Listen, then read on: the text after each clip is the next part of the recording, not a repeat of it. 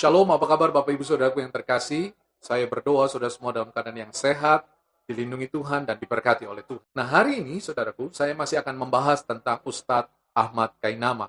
Mungkin saudara bertanya, kok saya bahas Ustadz Kainama terus? Emang saya ada masalah pribadi? Nah, saudaraku, saya tidak ada masalah pribadi dengan beliau. Beliau mau berpindah keyakinan itu adalah hak azazi beliau, saudaraku, dan saya menghormati akan hal itu. Dan memang kebebasan beragama itu dijamin oleh undang-undang di negara kita. Jadi saya tidak mempermasalahkan hal itu. Yang saya permasalahkan adalah ketika dia berpindah keyakinan dan dia menyerang iman Kristen dan dengan serangan-serangan kebohongan. Serangan-serangan fitnah, saudaraku. Dan ini yang saya pikir harus diluruskan. Saya sebagai hamba Tuhan, saya berkewajiban untuk meluruskan dan memberitahukan kebenaran yang sesungguhnya. Oke, saudaraku, tanpa berlama-lama mengingat durasi, maka langsung saja kita akan saksikan video berikut ini. Kabar kehadiran Nabi setelah Isa alaihissalam itu termaktub dalam Bible atau Alkitab. Ketik aja Yohanes pasal 16 ayat 13. Bible bilang itu, tetapi apabila dia datang, yaitu roh kebenaran, betul ya? Bukan roh kudus. Dibilang di situ roh kebenaran. Roh kebenaran itu dalam bahasa Yunani, yang bahasa aslinya Bible itu, bahasa aslinya kitab Yohanes itu disebut Pneuma, penuma. Kalau roh kudus, penuma, hagion. Kalau ini penuma saja, artinya apa? Roh kebenaran artinya roh yang bisa dilihat tiga dimensional. Iya. Itu disebut ketika, tapi nanti roh itu datang, roh itu turun. Kalau roh selalu disebutnya turun, tapi disebutnya itu iya datang. Iya itu bukan roh, tiga dimensional. Artinya roh yang ada di dalam kemasan daging. Ini pemahaman teologis banget, teologis mendasar banget, bahwa penuma dan penuma hagion itu berbeda. Roh kudus dan roh kebenaran berbeda. Ia akan datang. Nah, saya kutip ini dalam bahasa Aramea. Kata-katanya gini, altit kalon, heaven menah. Speak good words, effort words, motivation words, menahma. Altit kalon, heaven menahma, etamak Ahmad Muhammadin bi khota hasta bi Allah. Ayat ini. Ya, saudaraku, Ustadz Ahmad Kainama, dia mengupas atau mengutip, saudaraku, dari Yohanes pasal 16 ayat yang ke-13. Saya bacakan buat kita semua. Tetapi apabila ia datang, yaitu roh kebenaran, ia akan memimpin kamu ke dalam seluruh kebenaran, sebab ia tidak akan berkata-kata dari dirinya sendiri, tetapi segala sesuatu yang didengarnya, itulah yang akan dikatakannya, dan ia akan memberitakan kepadamu hal-hal yang akan datang. Nah, saudaraku, dia mengatakan bahwa ia akan datang, yaitu roh kebenaran. Orang Kristen di seluruh dunia tahu bahwa roh kebenaran itu adalah Roh Kudus. Tapi dia membantahnya. Dia mengatakan bahwa Roh Kudus dalam bahasa Yunani adalah pneuma hagion. Sedangkan dikatakan bahwa di sini cuma pneuma. Jadi bukan Roh Kudus katanya. Padahal sebenarnya, saudaraku, saya pikir ini adalah sebuah kesalahan fatal untuk seorang S3 teologi. Kenapa, saudaraku? Karena roh kebenaran di sini bukan cuma pneuma. Pneuma itu artinya roh atau hembusan. Itu pneuma. Sedangkan roh kebenaran di Alkitab dalam Yohanes ini dalam bahasa aslinya adalah pneuma aletheia. Roh kebenaran. Ya, saudaraku. Akan tetapi, okelah, saudaraku. Kita akan bahas tentang pengertian dari roh kebenaran ini dan kita akan temukan maksud dari Ustadz Ahmad Kainama ini, saudaraku. Oke. Dia mengatakan bahwa roh kebenaran itu adalah roh dalam bentuk fisik, dalam bentuk 3 dimensi. Jadi dia mengasumsikan bahwa ini adalah nubuatan tentang nabinya, Muhammad, saudaraku. Karena roh kebenaran dalam bentuk 3 dimensi. Itu klaim dari Ustadz Kainama. Dan dia membacakan di dalam Yohanes pasal 16 ayat 13. Tapi di sini, saudaraku, saya melihat ada sebuah aroma-aroma kelicikan, saudaraku. Kenapa? Karena dia cuma baca di ayat 13. Sedangkan ayat 14 itu menyatakan sesuatu yang sebenarnya bertentangan, saudaraku, sesuatu yang sebenarnya tidak bisa dikatakan roh kebenaran itu adalah Muhammad. Nah, saya catat di sini ada beberapa alasan, saudaraku. Setidaknya ada 5 alasan bahwa ini bukan Muhammad, melainkan Roh Kudus, saudaraku. Oke, yang pertama, saudaraku, kita baca ayat 14. Ia akan memuliakan aku. Jadi roh kebenaran itu akan memuliakan aku. Dan yang ngomong ini adalah Yesus. Roh kebenaran akan memuliakan Yesus sebab ia atau roh kebenaran itu akan memberitakan kepadamu apa yang diterimanya daripadaku. Alasan yang pertama, saudaraku, di ayat 14 ini dikatakan bahwa ia, roh kebenaran itu, akan memuliakan Yesus. Pertanyaannya, saudaraku, Kalau ini adalah Roh Kudus, benar saudara, karena Roh Kudus mempermuliakan Yesus. Bahkan setiap orang yang memiliki Roh Kudus, dia bisa mengaku Yesus adalah Tuhan. Tapi apakah Muhammad memuliakan Yesus? Tentu ini sebuah pertanyaan, saudaraku. Mungkin mereka bisa berdalih bahwa, oh ya, kami memuliakan Isa sebagai nabi. Baiklah, saudaraku. Tapi sebenarnya, saya pikir ini juga masih kurang bisa diterima, kurang bisa masuk akal, ya, saudaraku. Tapi oke lah, saudaraku. Terus kemudian di sini dikatakan bahwa sebab ia atau Roh kebenaran itu akan memberitakan kepadamu apa yang diterimanya daripadaku, Yesus berkata. Jadi, apa yang diterima dari Yesus itu yang disampaikan. Mungkinkah ini Muhammad, saudaraku? Menurut saya nggak mungkin. Kenapa? Karena Yesus dengan Muhammad itu nggak pernah ketemu, saudara. Yesus hidup di dunia ini di abad pertama, sedangkan Muhammad abad ke-7. Jadi ada beda 6 abad, saudaraku. Jadi nggak mungkin ada Muhammad mendengarkan pengajaran dari Yesus, itu nggak mungkin, saudaraku. Dan memberitakan apa yang Yesus sampaikan, saudara. Tapi mungkin juga saudara-saudara muslim kita bisa berkata, oh iya, Muhammad melanjutkan apa yang Yesus ajarkan. Ya kan, kita sering dengar bahwa bahkan banyak klaim bahwa orang muslim itu lebih Kristen, lebih mengikuti Kristus daripada orang Kristen sendiri, kan begitu, saudaraku. Oke, mari kita bahas sedikit, saudaraku.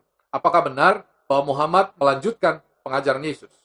Saya sebut 2 saja pengajaran yang jelas-jelas berbeda.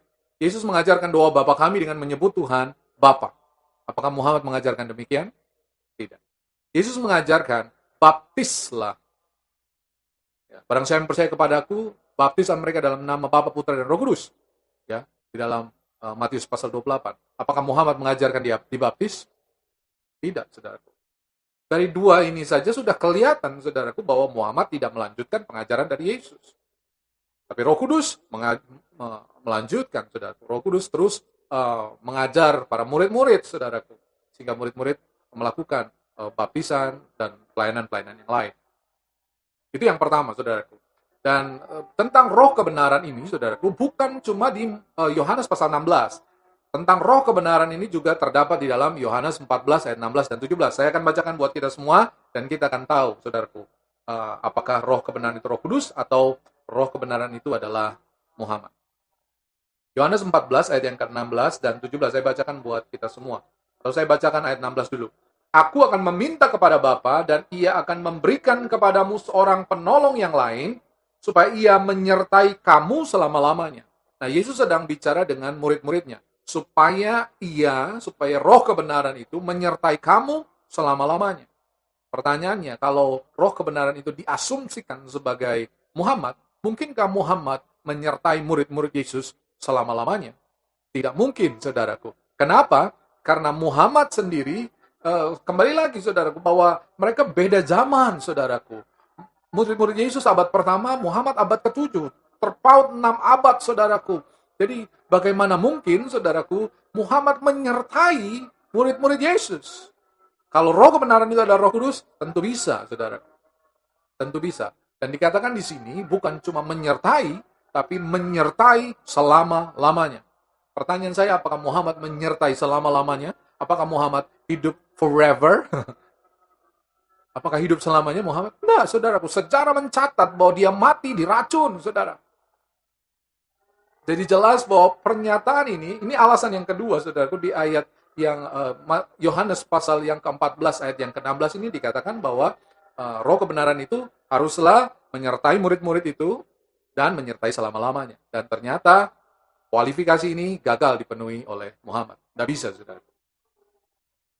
Ini alasan yang kedua, saudara. Yang ketiga, saudara. Mari kita lanjutkan di ayat yang ke-17. Yaitu roh kebenaran. Nah, yang disebutkan tadi ada roh kebenaran, saudara. Yaitu roh kebenaran, dunia tidak dapat menerima dia, sebab dunia tidak melihat dia dan tidak mengenal dia. Kalau ini adalah diasumsikan sebagai Muhammad, saudaraku, apakah dunia tidak melihat Muhammad? Abad ke-7 Muhammad ada, saudaraku. Muhammad jelas dia melakukan perjalanan dari Mekah ke Madinah, saudaraku. Muhammad jelas dia melakukan banyak hal, ya saudaraku, termasuk menikah. Tanya aja sama istri-istrinya, kan banyak, saudaraku. Terus teman-temannya, sahabat-sahabatnya, saudaraku, pengikut-pengikutnya, mereka semua bisa melihat. Padahal di sini dikatakan bahwa roh kebenaran itu tidak dikenal karena tidak bisa dilihat. Dan ini pernyataan Ahmad Kainama sendiri itu dibantah oleh ayat ini. Ahmad Kainama mengatakan bahwa roh kebenaran itu dalam bentuk, ya kan? Ini gesturnya, saudara. Dalam bentuk 3 dimensi, bisa dilihat. Tapi roh kebenaran itu ternyata sebenarnya tidak bisa dilihat. Roh Kudus, ya, Roh Kudus tidak bisa dilihat, saudaraku. Tapi dia bisa menyertai selama-lamanya, dia bisa mengajar, dia bisa menuntun orang-orang dalam kebenaran. Itu Roh Kudus, saudaraku. Jadi, alasan ketiga bahwa roh kebenaran itu tidak bisa dilihat, itu juga gagal untuk bisa dipenuhi oleh Muhammad. Yang keempat, saudaraku. Saya bacakan terus, saudaraku. Ayat ke-17 masih. Tetapi kamu mengenal dia sebab ia menyertai kamu. Ia, itu roh kebenaran menyertai kamu, kamu murid-murid. Itu tadi sudah kita bahas, saudaraku. Karena tidak mungkin karena mereka, Muhammad dengan murid-murid Yesus tidak pernah bertemu. Dan akan diam di dalam kamu. Mungkinkah seseorang yang punya dimensi, saudaraku, yang punya 3 dimensi, punya wujud fisik, itu berdiam dalam diri orang lain? Nah, mungkin. Tapi kalau Roh Kudus, jelas mungkin sekali karena bentuknya roh. Ya, tidak berwujud, jadi dia bisa tinggal di hati manusia, tinggal mengajari kita bagaimana harus hidup dalam kebenaran. Sedangkan roh kebenaran dalam bentuk fisik, yang adalah katanya Muhammad, jelas tidak bisa memenuhi kriteria ini. Alasan yang keempat pun gagal dipenuhi. Dan ada alasan terakhir, saudaraku. Ini alasan yang sangat-sangat, ini ultimate sekali, saudaraku. Ini alasan yang sangat-sangat tidak bisa dipenuhi oleh Muhammad. Yohanes pasal 16, ayat yang ke-7. Ini masih tentang roh kebenaran.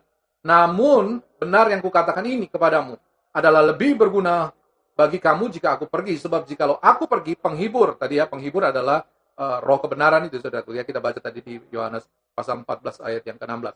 Penghibur itu tidak akan datang kepadamu. Tetapi jikalau aku pergi, aku akan mengutus dia kepadamu. Jadi, saudaraku, penghibur itu atau roh kebenaran itu diutus oleh Yesus. Jadi, roh kebenaran itu adalah utusan Yesus. Sekarang saya tanya, saudaraku.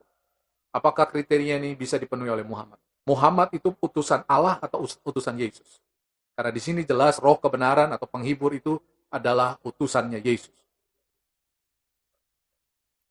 Muhammad utusan Allah atau utusan Yesus? Kalau dibilang dua-duanya benar, berarti Yesus adalah Allah.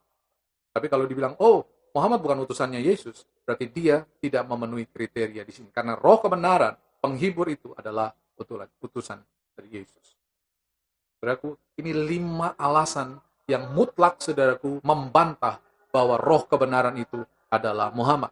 Roh kebenaran itu adalah Roh Kudus, sebagaimana yang kita percayai sebagai orang-orang Kristen. Saudaraku, saya sudah menyampaikan kebenaran hari ini. The truth will set you free. Kebenaran akan membebaskanmu. Kebenaran akan memerdekakanmu. That's all for today.